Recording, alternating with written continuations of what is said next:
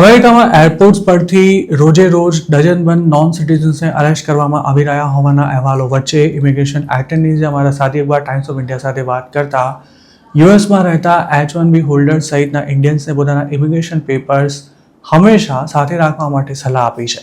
American immigration lawyers association એટલે કે AILAનું કહેવું છે કે એરપોર્ટ્સ પરથી ધરપકડ થવાના સમાચાર California, Colorado, Florida, Illinois, Kansas, Michigan, New Jersey, Texas અને વર્જિનિયા સહિતના સ્ટેટ્સમાંથી આવી રહ્યા છે.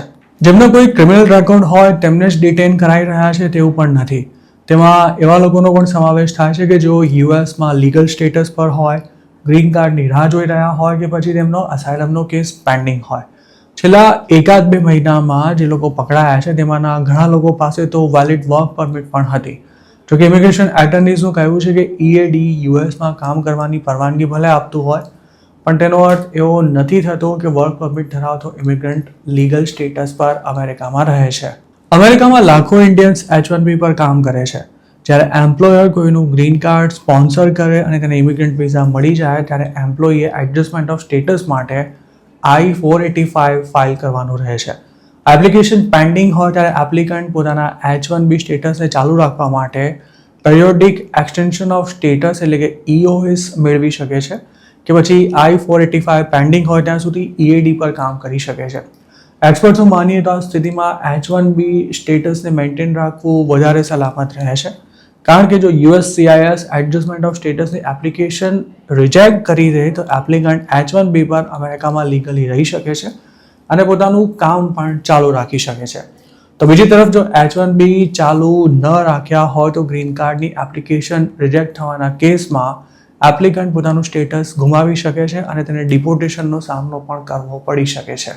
અત્યાર સુધી કોઈ ઇન્ડિયન H1B હોલ્ડરને એરપોર્ટ પરથી અરેસ્ટ કરવામાં આવ્યો હોય તેવો લગભગ કોઈ જ કેસ સામે નથી આવ્યો. કારણ કે મોટાભાગના લોકો એડજસ્ટમેન્ટ ઓફ સ્ટેટસ માટે ફાઇલ કર્યા બાદ પણ US દ્વારા પોતાનું જૂનું સ્ટેટસ જાળવી રાખતા હોય છે.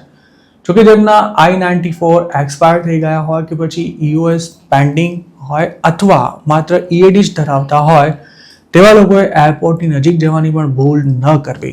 ઇમિગ્રેશન એટર્નીઝનું કહેવું છે કે તમામ નોન સિટીઝન્સે અમેરિકાની અંદર ટ્રાવેલ કરતી વખતે પણ પોતાનું ઇમિગ્રેશન સ્ટેટસ પ્રૂવ કરી શકાય તે માટે passport, latest I-94, green card તેમજ પેન્ડિંગ ઇમિગ્રેશન એપ્લિકેશન્સની રિસિપ્ટ નોટિસ, EAD અને કરંટ એમ્પ્લોયમેન્ટના એવિડન્સ સાથે રાખવા જરૂરી છે. જે લોકો યુએસમાં ઓવરસ્ટે થઈ ગયા છે કે પછી ઇલીગલ એન્ટ્રી કરેલી છે તેમણે તો લગભગ ફ્લાઇટમાં મુસાફરી કરવાનું છોડી જ દીધું છે. કારણ કે આવા અનડોક્યુમેન્ટેડ ઇમિગ્રન્ટ્સ આઈસના રડાર પર છે. આ ઉપરાંત જેમના વર્ષો પહેલા જ રિમૂવલ ઓર્ડર ઇસ્યુ થઈ ચૂક્યા છે તેમને પણ પકડવામાં આવી રહ્યા છે. જો કે અનડોક્યુમેન્ટેડ લોકોની સાથે ગ્રીન કાર્ડ ઇસ્યુ થતાં પહેલા જ સ્ટેટસ વિહોણા થઈ ગયા હોય તેમને પણ હવે ગમે ત્યારે આઈસના એજન્ટ્સ પકડી શકે છે.